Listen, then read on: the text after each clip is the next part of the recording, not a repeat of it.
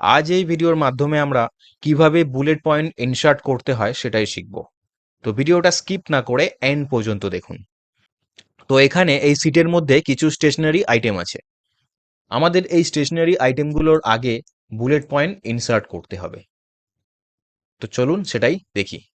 তো এটার জন্য আমরা পুরো ডেটাটাকে সিলেক্ট করব। পুরো ডেটাটাকে সিলেক্ট করার পরে আমরা রাইট ক্লিক করব। রাইট ক্লিক করার পরে ফরম্যাট সেল এই অপশনটাতে আমরা আসবো। ফরম্যাট সেলে এসে আমরা কাস্টম অপশানে আসবো। এই কাস্টম অপশানটায় এখানে জেনারেলটাকে ইরেজ করব।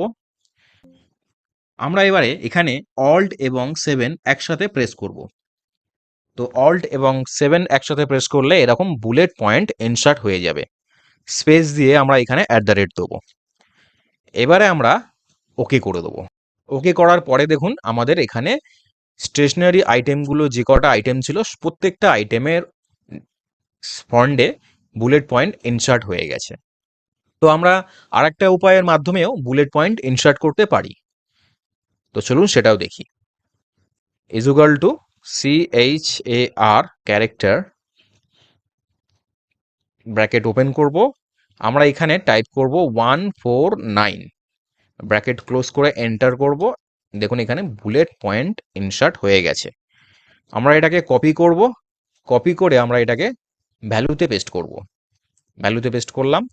এবারে আমরা এই বুলেট পয়েন্টটাকে কপি করব। বুলেটটাকে কপি করে আমরা স্টেশনারি আইটেমগুলোকে আবার সিলেক্ট করব। সিলেক্ট করার পরে আমরা ফরম্যাট সেলে যাব। ফরম্যাট সেল থেকে কাস্টম অপশানে আসব। এখানে জেনারেলটাকে ইরেজ করব।